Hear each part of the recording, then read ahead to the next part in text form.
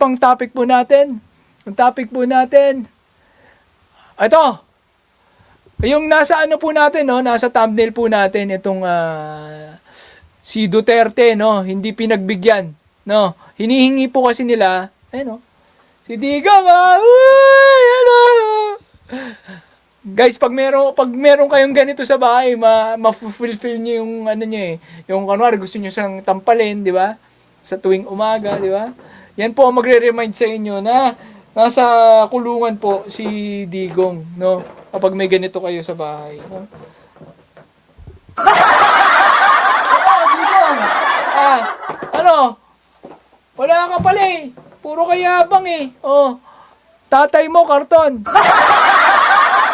Ano, mga DDS, pumasok kayo dito. Pasok kayo dito. Biraan PH, talagang bibirahin namin kayo dito. No? Ayan, done like Remy Nofiel. Yan, thank you very much. Yan, salamat po. Palike na lang po ng tapos pa-share na rin po, no? Tuwing alas 5 ng hapon, balita at kaalaman dito sa Birahan PH, no? Pag nagda-drive kayo, yan, makinig po kayo ng para, lahat po tayo aware. Okay? Ito lang ang kailangan yung subaybayan. Birahan PH, saka mga channel nila, Ninong Ramos, Mark Ramos, yan. Yan lang po ang kailangan yung subaybayan at magiging updated po kayo sa mundo ng politika. Let's go! Alright, ito na. Simulan na natin. Pakinggan po natin itong balita tungkol sa... Ilan ba to? 39 seconds lang. Pwede na. Ayan, panoorin natin ng kampo ni ibinasura ng ICC ang hiling ng kampo ni FPRRD na makuha ang kopya ng private communication sa pagitan ng court registry at mga ekspertong sumuri sa kanya. Git ng korte, nakuha na ng defense ang lahat ng impormasyon sa ginawang evaluation kung fit to stand trial ang dating Pangulo. Una rito, tinabla ng ICC ang request for interim release ni Duterte dahil isa pa rin daw siyang flight risk. Mananatili sa The Hague, Netherlands si FPRRD habang hinihintay ang pagdinig sa kasong crimes against humanity kaugnay ng kanyang madugong war on drugs. Ibinasura ng ICC. Ayun, guys, ano ba yung balitang ito? 'Di ba? Kasunod po nung pag-reject ng interim release na hinihingi po ng kampo nila Duterte. Ngayon po, ni-reject naman po kasi ang ginagawa po ng kampo ni Duterte nanghihingi po sila ng impormasyon kung bakit at ano pong desisyon dun sa dito nga po kung fit daw na humarap sa trial itong si Digong, no? Gustong malaman nung kampo nila Duterte. Bakit po nila gusto yan? Bakit po kailangan nilang malaman? Kasi po pag nalaman nila ang mga rason ng mga expert, kung ano yung nakita, pwede nilang i-counter, di ba? Pwede silang gumawa ng kung ano-anong kwentong barbero. Di ba? Kumbaga sa laban nyo sa husgado, no? Yung sa mga sinampang kaso, gusto mong malaman yung istorya ng kalaban, di ba? Para makapag-ready ka kung anong isasagot mo. Ganun po ang ginagawa nila. At ganun din po. Alam naman natin, ganyan talaga ang ginagawa nila kahit sa social media eh. Di ba? Minsan magsasalita sila.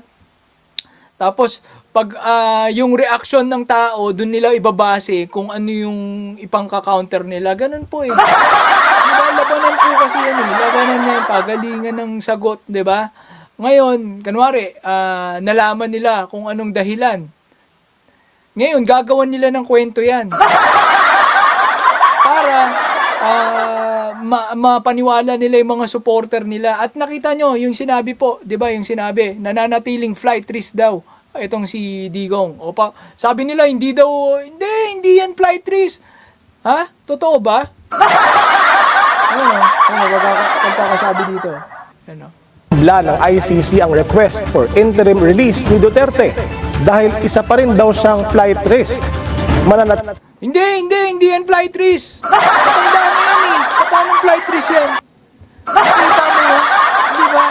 Yung mga senador, gustong i-request na iuwi siya. Di ba?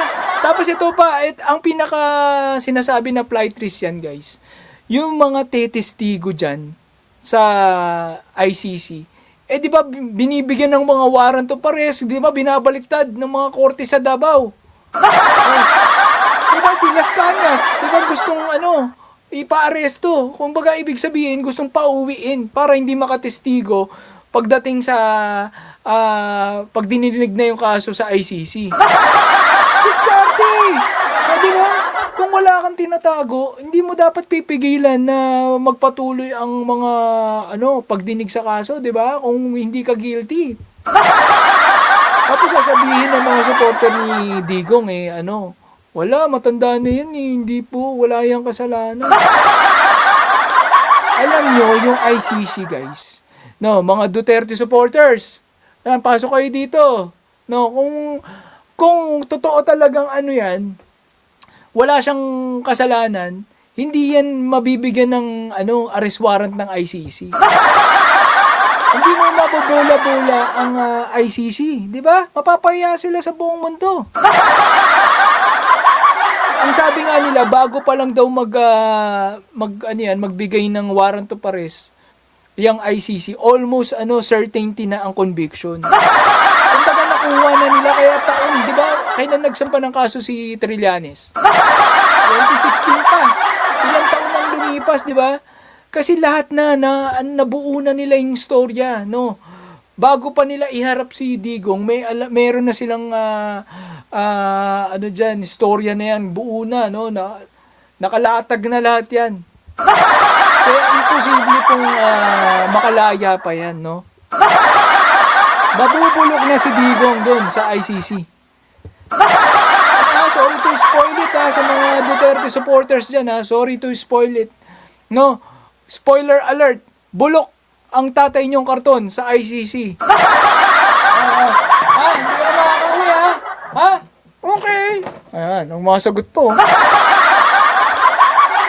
Ayan, so guys, yan po ang ibig sabihin nun. Gusto nila makuha yung medical records para mapabulaanan nila, makagawa sila ng kwento. Kaya tinatanggi ng ICC lahat itong mga impormasyon na to, Ayaw nila magbigay ng impormasyon, di ba?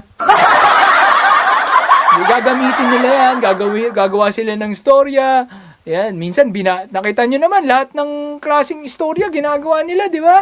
Papakulong daw mga ICC judges. Diba lahat? Bakit ba nila ginagawa yun? Alam nyo ba bakit nila ginagawa yun? Binibigyan po nila ng pag-asa yung mga supporter nila. Kasi pag nawalan po ng pag-asa yung mga supporter nila, tatamlay na po yan, lalong hindi na sila susuportahan.